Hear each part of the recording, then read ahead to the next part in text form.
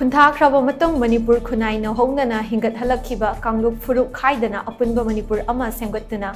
TANGDU LEITABA PURAKPADA MAHARAJ NARASINGH MATHOU TAMNINGAI OI HAINA Art and Culture Department ki Commissioner MJoy na PHONGDOKHRE Wafam asi Manipur Art and Culture Department ki State Archaeology Department na sindana Kanglada Pangthokiba Narasingha Maharaj Leihidabagi ngasi Chamaga Humpu Taraga Mari Shuba Kumon Thoramda MJoy na PHONGDOKHIBani Thoram aduga mari leinana Commissioner MJoy na makha taraduna hai adungai awasingi makuttagi Manipur bu kallaba matung langthabalda leiramba kangla adu mafam asida Maharaj Narasingha masana honjilaktuna semgatlambani madugi matungda Manipur gi khundaminariba chingmi tammi amatani haiba utnaba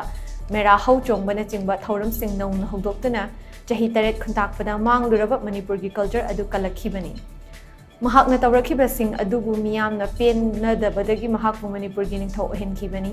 mahak ningthau oiningkhiba su leikide asigumba ningthau amagi matau tamduna apunba Manipur ama sagatnaba hotnabada ngasigi mirol na matau tambatai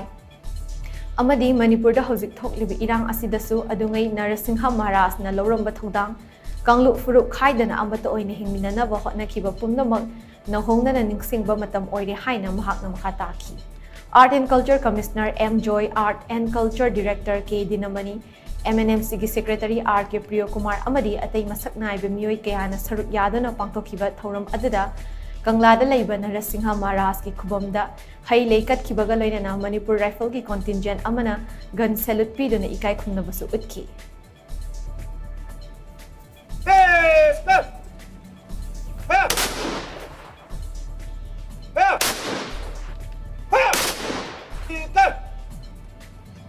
Loyalty kadana singmi tami mayamji amatta wena punjalaga masida kogi mera husung bagaji